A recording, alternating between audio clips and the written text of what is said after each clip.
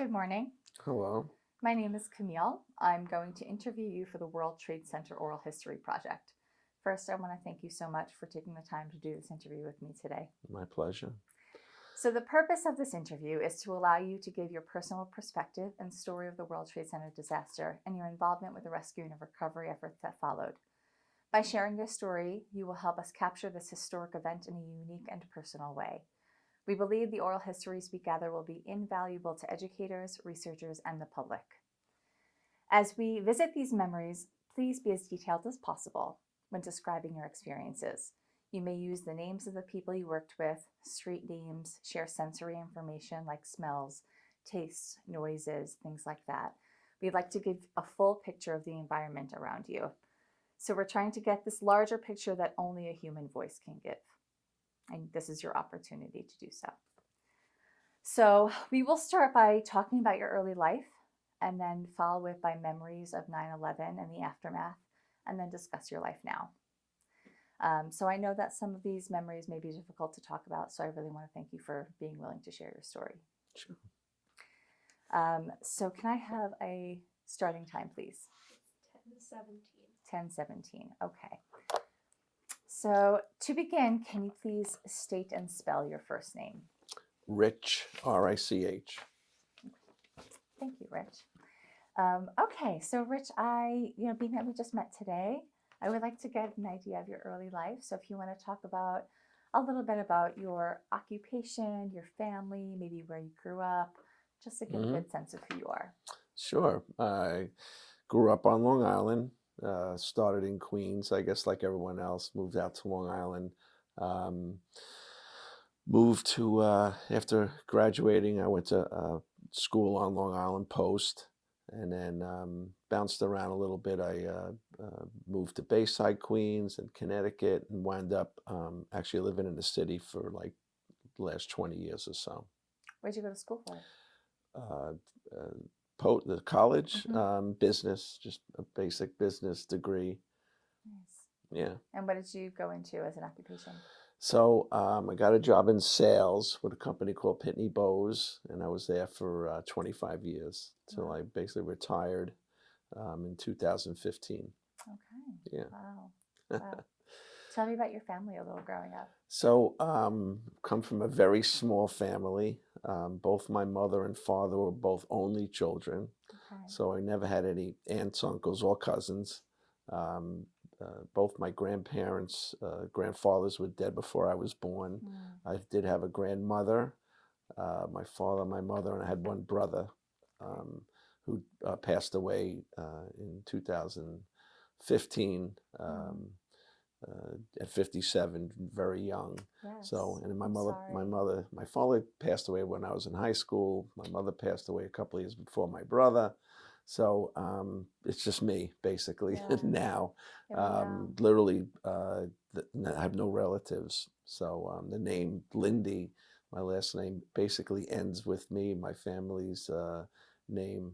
So such an unusual situation, not having any relatives, that when I was doing my will with my lawyer, he said, you basically just leave everything to your next of kin.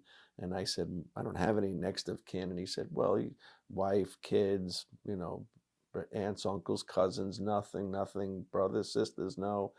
He goes, wow, I never had this situation before. Oh. So for a lawyer to say that, Yeah. he says, I guess you just make a list of your friends and start divvying into stuff up. Yeah. But Well, friends can be chosen family. that's what they say, right? Yeah. Most of my friends tell me that. So I'm all good. I'm good with that anyway. I never had a big family, so Yeah. it's nothing. I love big families too. When Yeah. I see these big families get-togethers, family reunions. I mean, we had a family reunion every night at the dinner table, So That's very nice. yeah, What was your brother's name? Mike. Mike. Yeah. And may I ask how he passed? So he had gotten throat cancer, but nobody ever dies of throat cancer. He had the operation where they took out his lymph nodes, and they found some light spots on his lungs, which they were addressing with radiation pills. But the pills jacked up his heart rate so high that he actually beat the cancer, but he had a heart attack from the medications. Oh my goodness. I know. I wanted to like sue somebody, but they said it's really not something you could really sue any, it's like a hard case to prove, but That's I terrible. know it was really a shock. I'm I didn't sorry. even know he was that sick, Right. even with the cancer. So, Oh, so that was a shock. And my only sibling, yeah. Were you so close to him? yeah, yeah, really close, Yeah. really close. Opposites, total opposite people, but we actually never had a bad word and shared some of the same friends, Yeah. you know. How are you opposites? So I knew you were going to ask that. So he was a really good mechanic. I couldn't turn a screw with a screwdriver, Growing up, I was always like thin, light. He was kind of heavy and dark. Hmm. Um, I was good in school. I don't think he had trouble graduating. Um, just every way, I was very athletic. He, put it this way, I wore my wrestling jacket around high school. He wore a leather jacket. So I said if there was ever like a rumble, we'd have to like fight each other, Yeah. So, but we got along great, and he lived in Jersey. He moved to Jersey at the time I was living in the city. He used to love to come up to the city, and I would just take care of everything. I was sort of known as the man about town. I knew, where all the new restaurants were and the best places to hang out. And I can get into any place. Nice. And my brother would just bring up his friends and say, "Rich will take care of everything. We don't have to even think about it." So Nice. he loved that bouncing around from like restaurant to restaurant and stuff. What was your So, favorite thing about your brother? um, probably that everybody that I met said, "Your brother's such a nice guy." Mm, Like, never could say a bad word about anybody, my brother. that's nice. So, yeah, it was really easy to, go. Anybody ever said my brother's name, even after his death, next thing they said was, "Oh, your brother was a great guy." That's So nice. yeah, it was nice. It's It a was great good, way to be easy. remembered. Yeah, yeah, yeah, for sure, for Yeah. sure. Yeah. So you said it was you and your brother growing up, Hmm. and you said one of your parents died young as well. Hmm. How did they Yeah. pass? My old man had a heart attack, I think. Mm, When I say I think, my mother and him separated when I was probably 13, okay. and I like chased the relationship with him for a few years, and then probably 16 got into like my own thing, and I Mm, didn't talk to him for about 2 years before he died. So it wasn't like we were that close. yeah. His girlfriend called me out of the blue one day and said, "Your father passed away last night." And I'm like, "Oh wow, I'll tell my mother." And that was Wow. pretty much it. Yeah.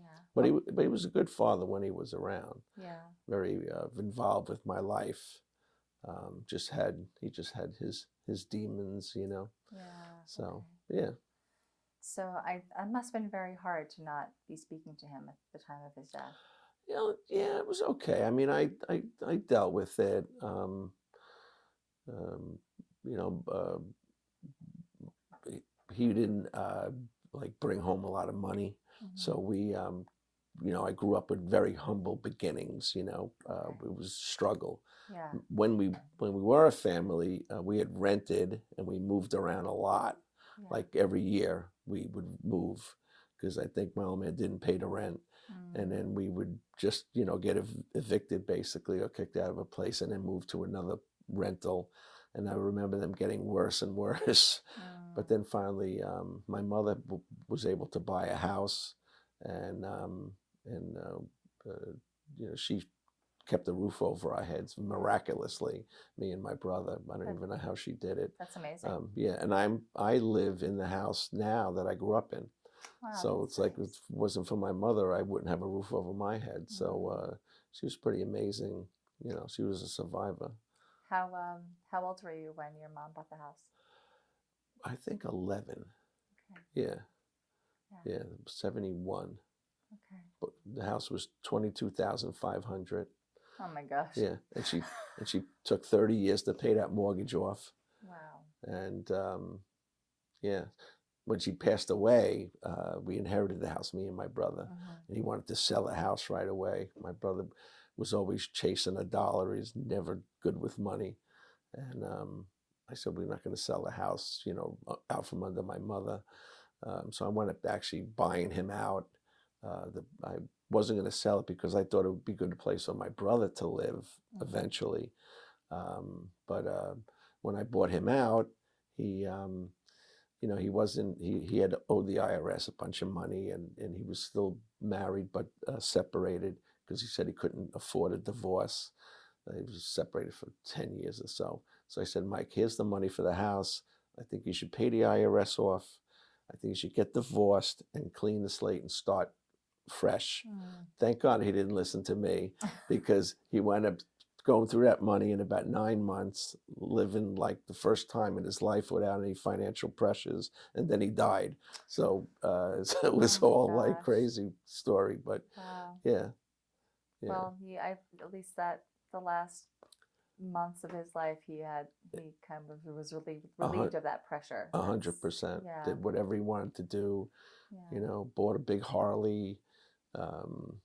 Just enjoyed himself. Went on vacations. So it was Well, that's nice.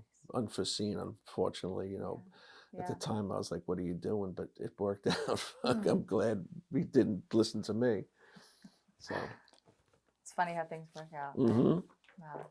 for sure. Thank you for sharing that. Yeah, no problem.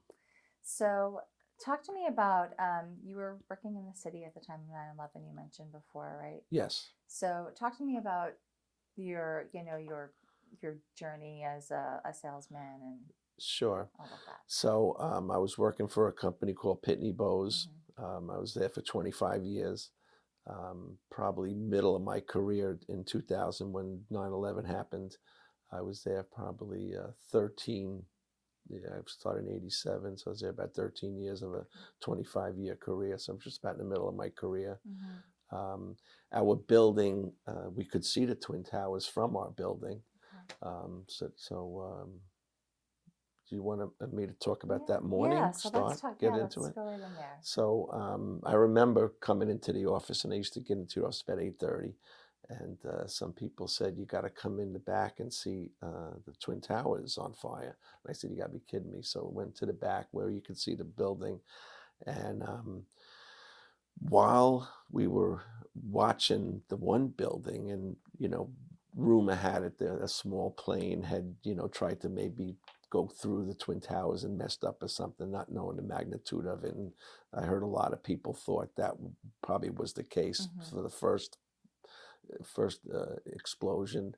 And while we were watching the buildings, I saw the second explosion. And I was like, what the hell was that? And seeing that live was like unbelievable. And then I don't know, minutes later, we heard that another plane had hit the Pentagon. So I'm like, okay, I know what's going on. So they had evacuated the building at that time. And I was thinking to myself, I got to get down there and see if I could help somebody with these buildings that were on fire. Wow.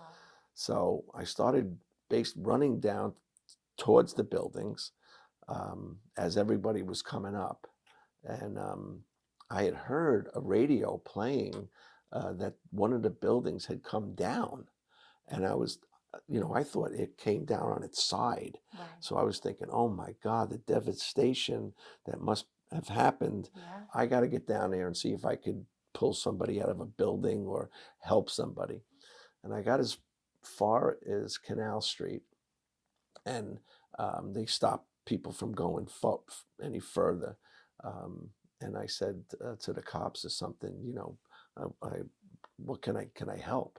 And I'm actually in a documentary by accident where there's a documentary called 102 Minutes, 102 Minutes that saved the 102 minutes of something, right? Yeah. Starts out, and I'm watching that documentary, and 102 minutes that changed America, maybe. Yeah.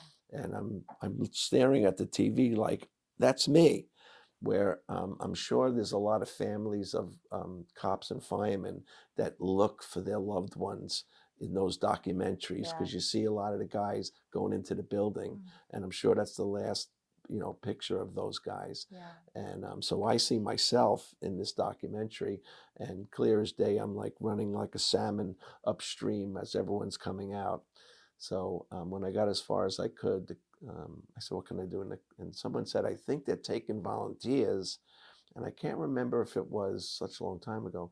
I think it was at the Armory on Lexington. Okay. And I said, I'll run over there. Or it could have been Jacob Javits, but it was such chaos that I was probably one of the first true volunteers, besides the cops and firemen and first responders that were down there doing stuff. And uh, just by chance, they said, "We'll accept you." They go, "What's your specialty?"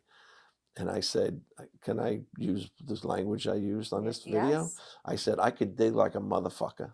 And the three people just looked at me like, "Could you start tonight?" And I said, "You bet your ass I can." So they go to Stuyvesant High School, check in there.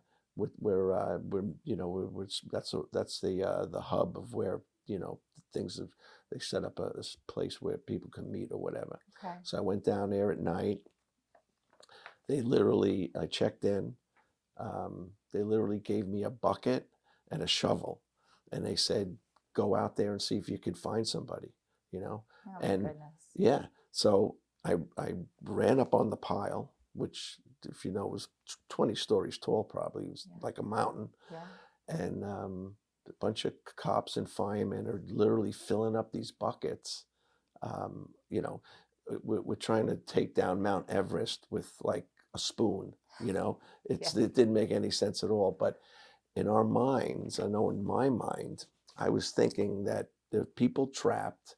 The buildings came down like chopsticks, right? There's pockets of places where the air is running out, and we have to get this dirt, this soot off them so that we could save these people. They're trapped down there. Yeah. So everyone's frantically filling up these buckets Wow. and passing them back. And because I was a good digger, I went right to the front of the line. I said, "I could do this." So I'm an animal. I was, worked out every day. I could really dig. So they used me, and I remember I had sneakers on. I didn't even own a pair of boots. They gave me a mask. I had it on my side the whole time. You weren't People were wearing it. yelling at me like, "Put your mask up," because they're used to wearing the mask. Right. For me, it was like a bother thing. Somebody gave me a respirator, and I was using it. Um, and I just remember they had dogs that could smell if something was like a dead body or something, or they could get a whiff of the dog would start digging.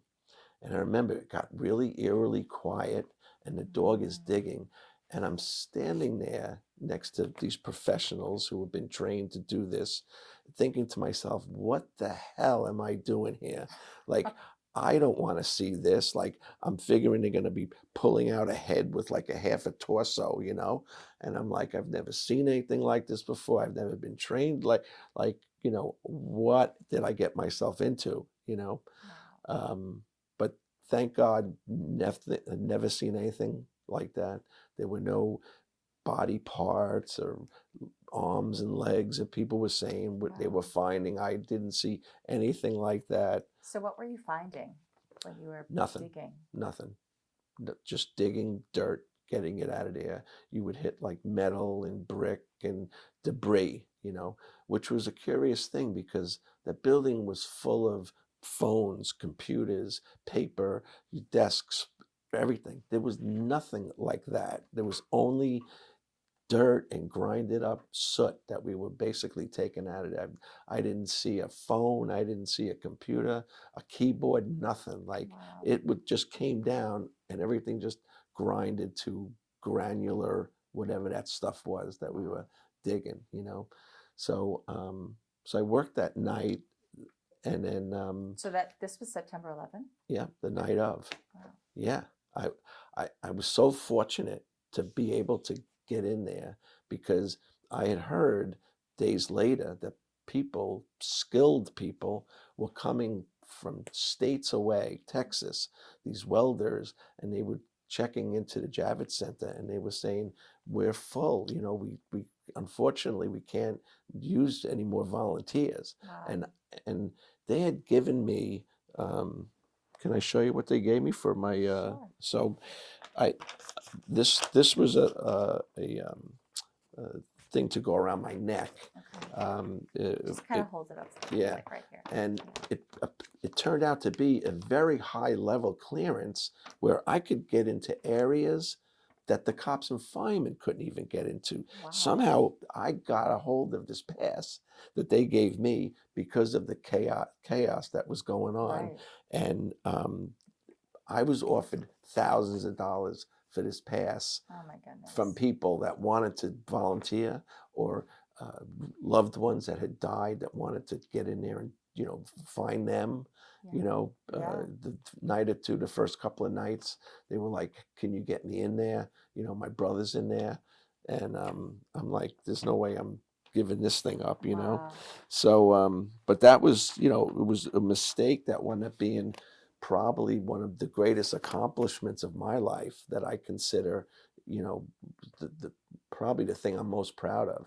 Is Wow. being able to work side by side with these first responders. It was really an amazing experience. Wow. Yeah. And then I wound up going back every night. Certainly for the first 10 days, they kept on, they wanted to go to search and recovery. So we were doing search and rescue. Right. And they wanted to switch it to search and recovery when it was obvious there was nobody still alive.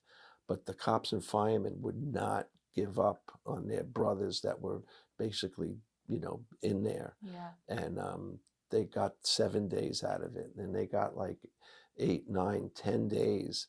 And I remember the National Guard was starting to build a perimeter around the place. And once the firemen left, they were not even letting them back in. So I had heard a lot of guys were staying in there, and people were getting them supplies and stuff, because I guess they felt if they left that they were giving up hope. Right. And they just stayed there. And I would work 11 to 7, and then I would go home, take a shower. I would leave there full of soot, right? And people were clapping as I was leaving in the morning, like giving me like applause. And I would be like exhausted, saying thank you. Then I would go home, I'd get changed, I'd go to work. I'd work till 4 or 5 o'clock, and then I would go home and take a nap. And then I would go back to Stuyvesant at 11 o'clock. And finally, after a few days, they gave me proper equipment. Every night that I went there, I got a new pair of boots. Okay. Or from all these donations. There was stacks of boots, Yeah. new gloves, new respirator. Like every night, they'd take 2. Like, it was, the donations were pouring in. And then I would grab my equipment and go on the mount, the pile, and see what I could do. Basically, it was like I could go wherever I wanted to go and see what I could do. But after a few days. So I'm a big dog guy, and I wound up going. There was an area on Hudson Street where they set up almost like a veterinary area for the dogs. Yes. And they were getting more donations. We had skids of dog food and eye wash and all kinds of paws thing to cover the dog's paws, where the handle is. They weren't putting the paws on the gloves on these dogs because they wanted them to be able to dig, And because I was a big dog guy, I spent a lot of time washing the dog's paws. They were smoking the dog's paws, 'Cause it's so hot. rinsing their eyes. So that was part of my job that I just took on, Wow. taking care of the dogs. I couldn't do really much with the, to save anybody.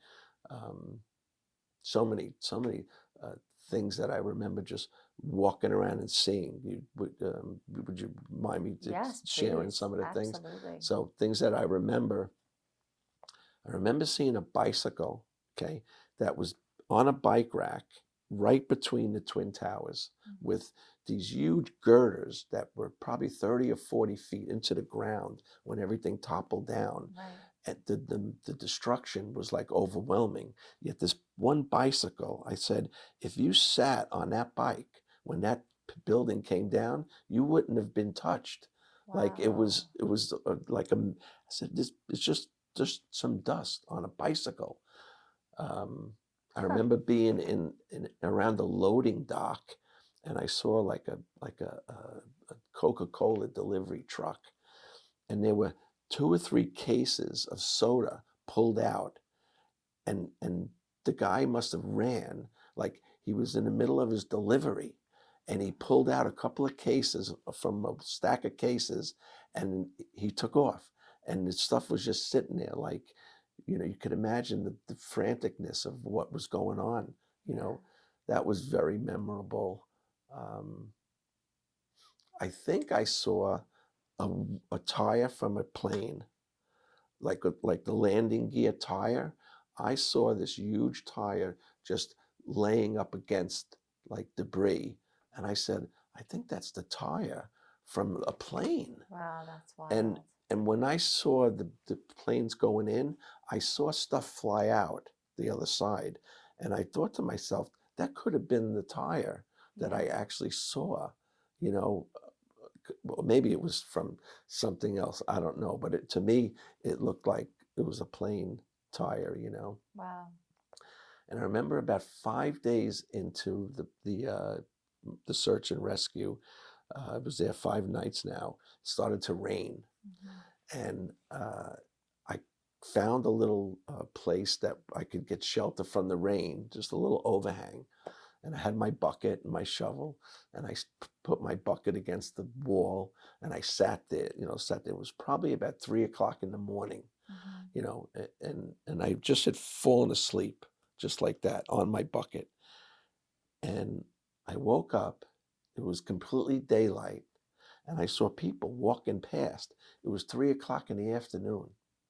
I had slept for 12 Oh hours my on God. that bucket Oh my like goodness. this.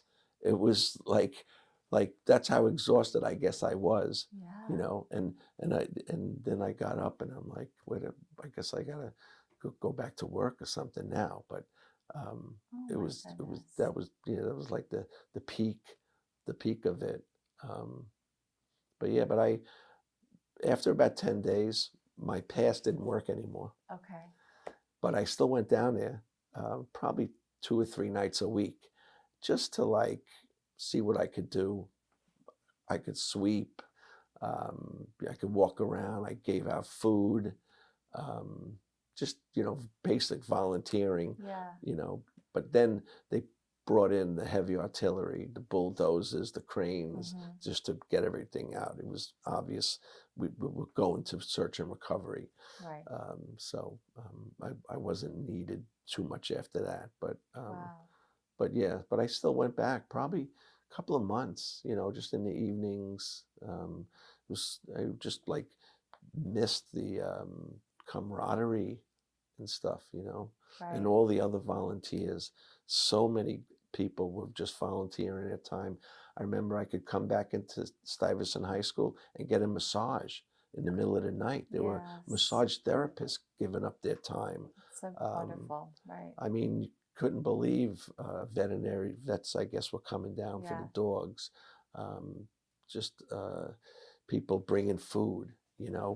I ate, middle of the night. I remember on Greenwich, Chambers and Greenwich Street, there was a McDonald's, and he was open 24 hours, no charge.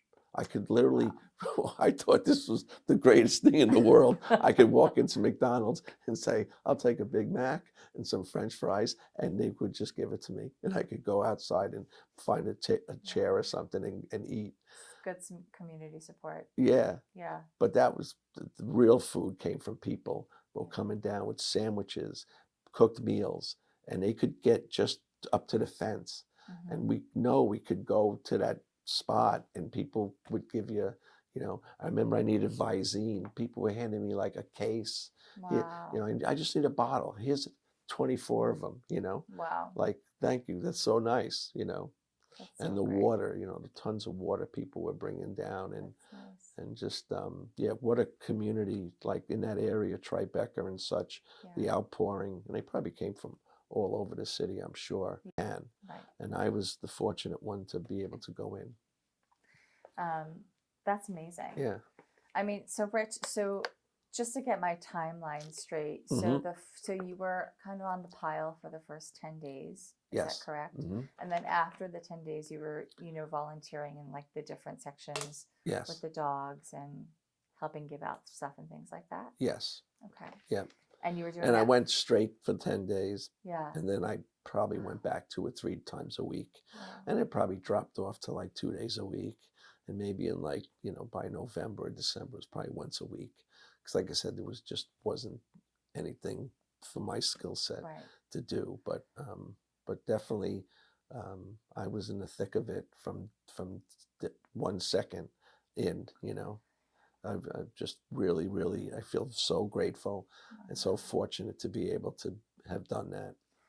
So Rich, I mean, this is such a unique story because Right? I mean, you know, you weren't trained, you weren't a firefighter. No. So what was going through your mind when those towers came down and you heard what was happening, you saw what was happening? Yeah. What made you run toward that site? You're not the first person to ask me that. And I think my whole life, I've been, I was always went towards trouble.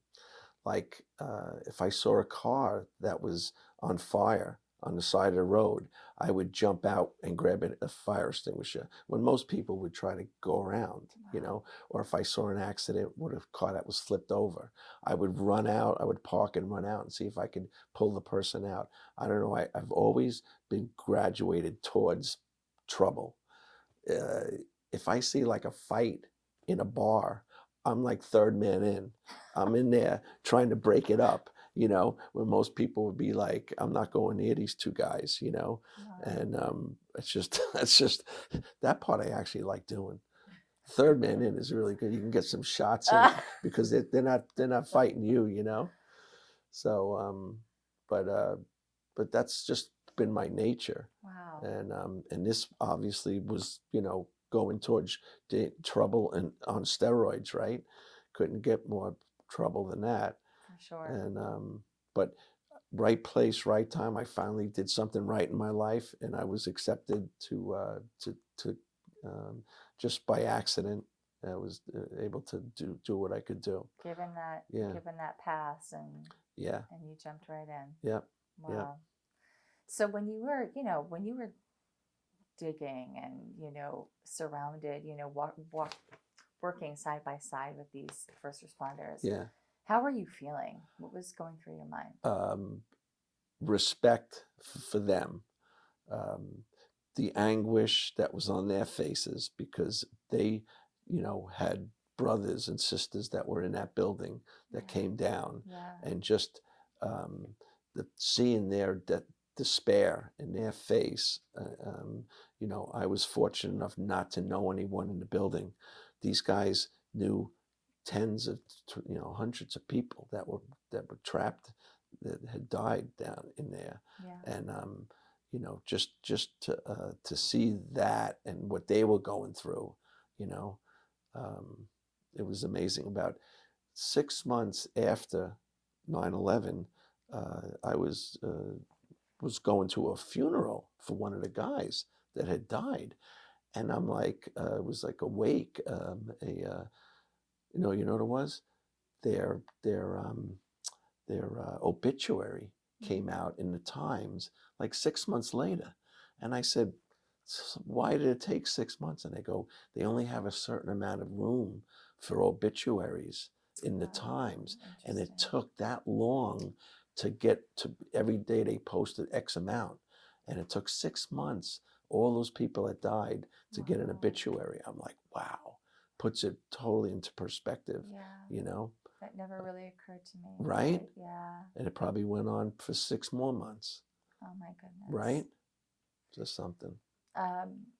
So I mean, you were there very often. Did you form connections with the people that you worked with? I did with the volunteers. Okay. You know, I was almost, I didn't want to be called out as someone who didn't know what they were doing because I really wanted to volunteer. Mm-hmm. So I thought somebody might figure I really didn't belong there and they might not want me there, right? Maybe I get in the way. Wouldn't blame them, you know. They've been trained, they've been skilled at this, and here I am, just a pure volunteer. So I never really got too close to any of the cops and firemen for fear that they would say, you know, what are you doing here? And I wanted to continue to try. But I definitely met some great volunteers. As a matter of fact, I testified for some people that were volunteers that wanted to get admitted to the program, the 9/11, the Victims Compensation Fund. Yes. And I've been on affidavits saying, yeah, I saw that person. I saw them for weeks down there, you know. So I have made the connections enough to testify that for some people that needed the affidavits. Yeah, it's great that you were able to help that way. Yeah, no, for sure. And the one woman that I testified for actually got breast cancer. Oh, Yeah, I'm sorry to hear that. yeah. So, you know, so I'm glad I was able to, you know, validate her. Yeah. You know, Wow. so yeah. So when 9/11 comes around every year, do you do anything in particular to honor that time for yourself, So connect with people? I do. I set up my VCR to tape all those programs, and I've, you know, gotten feedback saying, you know, you got to let it go, like, and in that time of year I like take the day and I watch all these new great programs, and I could watch them for 12 hours. But you know, I'm always have a connection to those, and I sit there by myself because a lot of people don't even want to view it. You know, it's just too much of a reminder. Me, I watch every program over again. I watch the new ones. I make my few phone calls to friends of mine that had firemen and cops in their family. So I, you know, talk to them. It's a comfort to reach out to those people, and it really hits me really hard every year. 9/11, I don't take it lightly. You know, it's like almost like a birthday, or it's a very significant day for me. Yeah, understandably Yeah, so. yeah, yeah, yeah. I It's a mean, good question though. you Yeah, it's an extremely brave thing to do to run towards danger, thank you. especially when you're not trained and Right. you just have that instinct to help. Yeah, It's really yeah. amazing. Thank you. You're welcome. You're welcome. How do you think responding that way on 9/11 and you know the months after, how do you think that has impacted you as a person? I just feel very grateful. You know, I feel very fortunate to be able to have done that. And when people bring up 9/11, everybody has a story, right? Where they were. Some people have a story about why they were not in the building that day, that they should have been there, and that their life has been saved. Some people have a story, they know someone that should not have been in that building.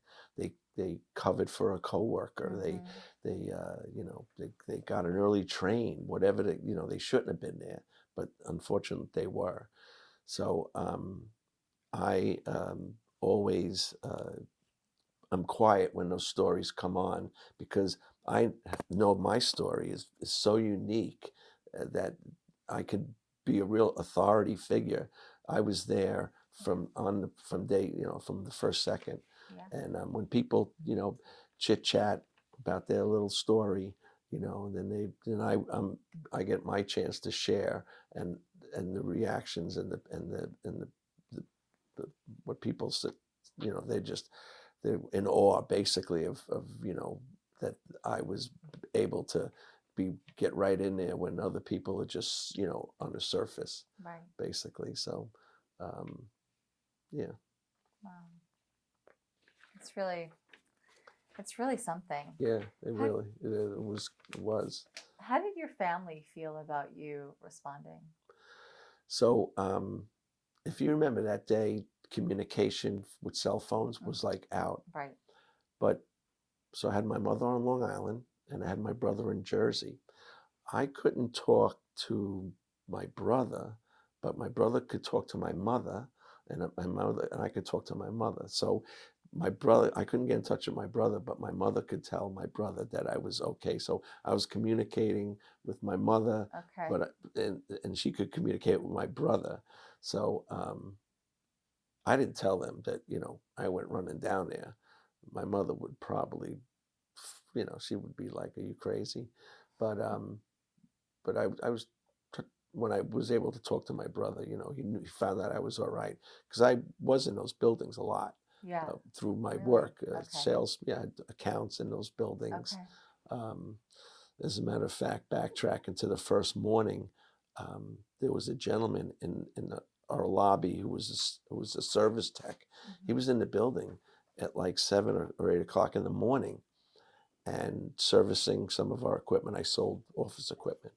He was a service tech, and they had made. He was visibly shaken. He was back in our office by about 9 o'clock, and he said that they were making announcements at the company that he was at, that he was working on the machines.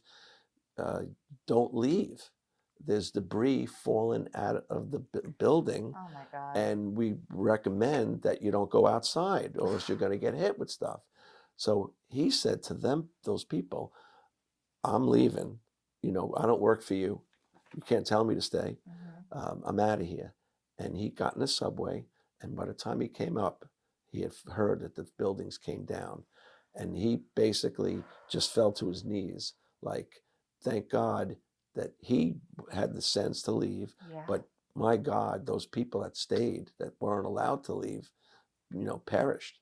So yeah, Wow. he was uncontrollable, unconsolable that morning. That's something. Yeah, and then yeah, it was really that was he was yeah, To see someone like escape right, that, yeah. right? Just by their intuition to get out of there. We had other people that died from my company that were the same position as him as service techs.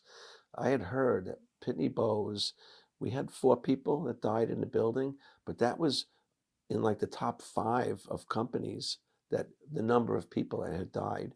You know, it was Wow. Cantor who lost everybody, Yeah. and then it was those workers up in on the hospitality floor of where you know on top of the Twin Towers, and then there was a couple of random companies, but Pitney Bowes was pretty far up there on the number of people they had lost. Wow. So and we didn't have office people in that. We didn't have an office in that building. We were just servicing the Right. accounts. Did you know any of those people? Any of your I coworkers? didn't. I didn't. Walter Boland, the guy who I just remember his name, the service tech, I knew pretty well, who was upset. Yeah, yeah. So Do you keep in touch with him at all? I heard he died, you know, years after. Not related to, but yeah, we had that connection. And there was someone in my office who had a relative in the building that they couldn't get in touch with, and they were frantically calling, and they were crying, and they said, "My sister's in there," you know. So it affected so many people, Yeah. you know. Yeah. It's quite the story. Yeah, right. Yeah. Let me take a quick break. Okay.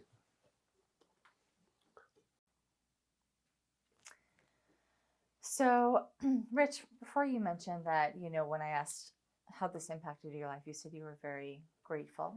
Hmm. You worked down there for a number of months. You said about 2 to 3 months. Correct. Any health impacts from your time spent down there? Not really. It took me probably, when did I apply for the fund? probably 15 years before I even thought about applying to the fund. Mhm. And frankly, because I'm not sick, and I wasn't sick, and two, I thought there was like a finite pool of resources that should be held for the guys that really need it, the cops and firemen that deserve it. Mm. And then I found out that people that were there for like 72 hours were getting medical, Yeah. or at least I thought to myself, let me get on their radar Yeah. just because I'm hearing, 20 years later, their things are starting to show up. Right. So, I said, let me apply and went through the process, got my affidavits and all of that. It was easy. There was so many people that saw me down there, Mhm. and I was accepted. And since then, one of your technicians, doctors, found a nodule on my neck, Okay. which I didn't know. No, people feel the side, no one feels the front. She Mhm. found this thing. I had it biopsied, and it was negative, but she can't say it's not cancer. She can't say it is cancer. So I get that checked like every 6 months. Okay. I feel like I'm in really good hands with the program. That's great. I have access. I have a nutritionist. I have a therapist Mhm. all through the program. Yes. I have a list of doctors that I call. I get my physicals. It's a full-time job with all these appointments. That's true. But I try to maintain, like, okay, it's time for this exam or that exam. Mhm. So I don't have anything yet, but knock on wood. But I feel very confident that if I did get sick, I'm in good hands. That's great. Yeah, I mean, it's good that you're on top of it. You're going to your appointments. You're absolutely. taking advantage of, the different resources, the Yep. nutrition. That's great. Yep. Yeah, I Wonderful. appreciate it. So thank you. Yeah. Yeah. We're happy Yeah, to help. thanks. We're happy to help. Um, had kind of going through all of this, did it affect your spirituality at all? That's a good question because I believe in God, but I'm not religious. Um, I guess so. I certainly, you know, think that anything could happen now. Yeah. Something of this magnitude could happen. So I don't take anything for granted. Um, and you know, I'm in a good place because I am grateful of every day. Yeah. It's definitely a good reminder that life's short. Yeah. That's true. Yeah. It's true. Um, how did participating in the efforts, did it affect relationships around you? How did it affect those relationships? Um, I think people respect me more. Mm. Um, for doing what I did. Um, Certainly at my company level, I was probably representing them, going down there Mm. every night. So I think I got respect. Some people just always remember that Mhm. that I volunteered. So it definitely, I think, elevated my respect in the community. Yeah, So yeah, that's definitely, nice. yeah, it was nice. Yeah. Yeah. You had said earlier that you didn't tell your parents that you went Uh-huh. down. Yeah, my Your mother. mom, I'm Yeah. sorry. Um, at first, did you eventually tell her? Yeah. I mean, I didn't tell her a lot of things Yeah. growing up, Yeah. because she knows me. But I was always, in the middle of something. But yeah, but then afterwards, I definitely, told her a lot of the things. And we had family and friends that were cops and firemen too. Mhm. So we were definitely hearing it firsthand as well. Yeah. Put it in So context, I'm yeah, sure, yeah, for you for sure, guys. Yeah. for sure, yeah. So when you My finally mother wouldn't be surprised, put it that way. Yeah. She heard many stories, I'm Yeah. sure, growing up. Yeah. So how did she react when you finally told her? Um, that's Richard, you know. Probably the only person that calls you Richard. Mm, That's Richard, yeah. She wasn't surprised mhm, at all, you know. hmm. So, yeah. Something, really something. Um, I mean, it sounds like you have this instinct to go in and help. You seem like such a helper. Um, Yeah. did you ever, after 9/11, have you ever participated in any other, um, disasters or things like this? I'm a big volunteer guy with animal rescue. Wonderful. Yeah, so I ran shortly after 9/11, I ran a dog rescue group on the Upper West Mm. Side for 10 years. Um, What was it called? Stray from the Heart. It's kind of Oh, takeoff on Straight from the Heart. And we pulled about 4 dogs a week out of the city shelter. So on a 10-year basis, we pulled 2,000 dogs out of the city shelter. wow, Rich. Yeah, yeah, it's an awesome thing. I meet great people through dog rescue. As a matter of fact, I started dating Bernadette Peters, famous actress and singer.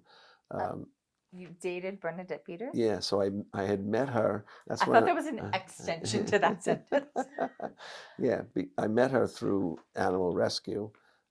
She's known as like an animal activist in the city. Uh-huh. And I kept running into her at charity events for dog rescue, ASPCA. She would sponsor this. And she also does a big event in Times Square every year, an adoption event called Broadway Barks, Mm-hmm. where her and Mary Tyler Moore started this thing where she involves the Broadway community in an adoption event. And they set up a stage right in Times Square. And Oh, about 100 dogs, there's about 25 rescue groups, one of which was mine, would be invited to this adoption event. We bring about 3 or 4 dogs down, so there'd be about 100 dogs. And then anybody who was on Broadway at the time, or possibly was on Broadway, would take a group and sponsor a group and come up on stage and talk about their dogs. So like one year we had, Nathan Lane talking about our dogs, or Glenn Close, Alec Baldwin, whoever the celebrity might have been assigned to our group. oh, The whole cast of, Wicked would be one of the groups, and people would show up. Thousands of people would show up just to see the celebrities, right. and every dog got adopted from that event. So after Wow. about 3 or 4 years of meeting Bernadette on stage, because she emceed the thing, and I got to know her, and I had asked her to get more involved with my dog rescue because she lives on the Upper West Side, Yeah. and we were predominantly an Upper West Side group. And of course, she said she would because she's into that sort of thing. And she would take pictures with my dogs, and then we would go out for a bite to eat or something. And then she invited me to an event, one time, and it just happened to be a red carpet event. And then we started hanging out. I dated her for a few years, yeah. So Wow.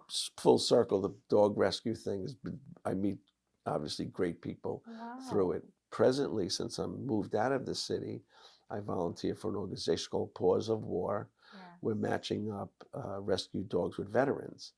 So we're getting a lot of support because people want to support dog rescue and veterans. Mm-hmm. And it's mostly for emotional support. Yes. They're service dogs, but not like a seeing eye dog would be. It's mostly just emotional support dogs. Yeah. But they get trained, and when you adopt from Paws, if you're a veteran or first responder, Mm-hmm. you get free medical care for the life of the dog.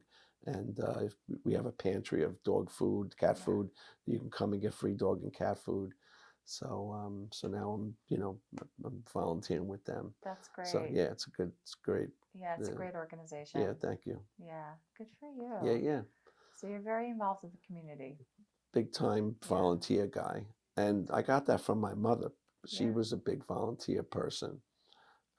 She got involved with the Explorer troops. Um, all my life, she volunteered for different things. Later in life, she was a volunteer at a nursing home.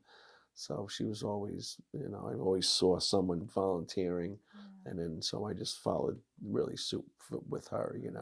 Just happened to be I'm really good with dogs, so Yeah. it's a good fit. That's great. Yeah, That's yeah, how wonderful. I'm yeah, sure yeah, it seems very fulfilling for you. yeah, 100%. That's great. Yeah. So I'm curious what motivates you to move forward and do all of these, this volunteering and things like that. Um, Someone's got to do it, Yeah. and it's so easy to say no. you Mhm. know I've always tried to say yes, even when I knew it was almost impossible. I could give you examples uh, where if you say yes, sometimes it miraculously it happens. You just have to put it out there. I remember, like, even in my career, somebody would say, "Do you have a brochure of a 5600?" And I'd be like, "This is an old machine," and I'd be like, "There's no way I have that brochure." It's like, nobody's going to have that brochure. But I'd say, "Let me look," and then I would go through my brochures and I'd be like, "Holy." Here it is, Yeah. and like, it would have been so easy just to say no and get on with my own stuff. Right. But I always try to lead with yes. And 9 times out of 10, it's like it happens. All you got to do is, like, you know, put it out there, and the world will, respond in kind. Mm, So it's a good piece of advice. yeah, for sure. Yeah. Rich, how do you want to be remembered in this life? Um, Definitely somebody who did for others. At this point in my life, I'm 64. I'm pretty sure I'm not going to be wealthy. I definitely wasn't the smartest, book smart guy, you'd ever meet. I'm not going to be remembered for my intelligence, although street smart, I could probably match with anyone. But I definitely, so I'm not going to be remembered for being famous or having money or smarts, but I hope people think, when they think of me, they say, that guy did for others, without anything in return. You know, that's pretty much my legacy, is just try to do for others, which in any way you could, Yeah. not just write a check, Yeah. It's So phenomenal. yeah. That's phenomenal.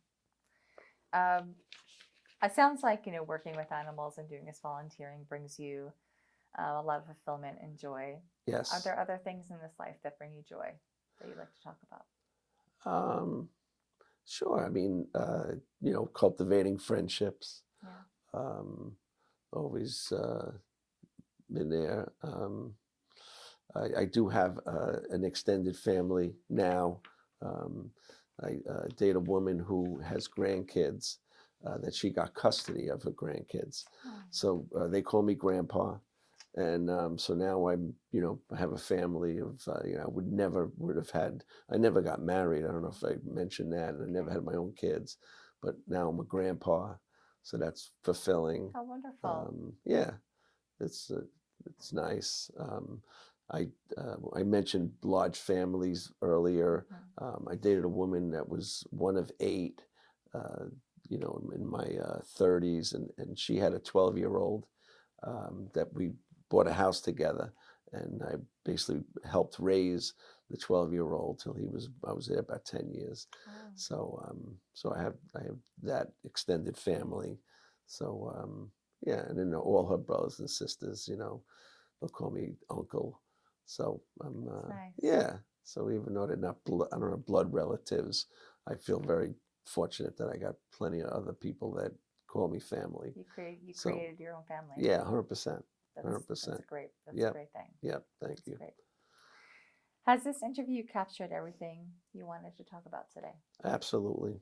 I mean, I could go on, Yeah. but I think we've definitely hit all the points. Yeah. I do have some stuff I could show you. Yeah. Well, once we wrap up, Yeah. we'll do that. We'll do that separately. Okay. Cool. So since these stories that we're documenting in these interviews will ultimately be archived in the Library of Congress and be made available to the public for years to come, is there anything that you might want someone 20, 50, 100 years from now to know about the responders or the disaster? Yeah, I would say this was like a major blow to America, Yeah. but I think the way we responded and building back, just the resiliency. Um, I don't think anyone uh, is in fear that we would ever be taken down or knocked off. So I'm proud of the way that America responded to this. Um, I see people going back to that area and paying respect still. It's still on people's minds. Um, 20 something years later is pretty amazing. Yeah. I myself go down there and I think they did a beautiful job on the monument that they built down there. The cascading walls, the water, and the museum, and just the new building. And I think we've responded really well in New York, Yeah. and I know in the other places as well. Yeah. So, yeah. I'm glad you've been down there. Yeah, for sure. Yeah. Got to watch my documentary that I'm in. I wait plan on for it. There I am. I plan on it. I'm gonna look for you Look now. for me. You'll see me running like a salmon upstream. Oh my goodness. Yeah. It's kind of amazing that was captured. Yeah, no, it really is. Yeah. It really is. Another thing by accident, Yeah. so just putting yourself out there, right? Yeah. Put it out there. Yep. Inspirational, Rich. Thank you. Yeah. Wonderful. Thank you so much for taking the time Oh, today. my pleasure. This has been so great. Okay, I'm glad I was able to put my 2 cents in. It was more than 2 cents. Thank I you. loved it. Okay, so we're going to we'll stop the recording and then Okay. we're going to go through all of your memorabilia. Okay, cool. So this is so ironic. This is the helmet that somebody gave me because I don't have a helmet, and I don't know if you've ever seen an official fire department fireman's helmet. It probably weighs 20 pounds. So I didn't have anything like that. So somebody gave me this plastic thing just to you got to wear a helmet out there. You have nothing. Like I said earlier, I didn't even have a pair of boots. So somebody gave me this helmet. So I said, I gotta hold on to this helmet just for the ironic part of it. Yeah. Go ahead. So every night when I showed up at Stuyvesant High School and checked in for my work detail, I would get new equipment. And every night they gave me these respirators where I could wear. I didn't own a respirator, but guys gave me it. They're relatively clean because I got to do one every night. So I just thought I'd keep those for memory's sake. So I was kneeling a lot of the nights filling up the buckets, and my knees were getting worn out, and somebody gave me a pair of knee pads and said, "Hey kid, you might want to try these." Didn't even know what knee pads were, but that just so significant because I was on my knees filling up the buckets in the bucket brigade.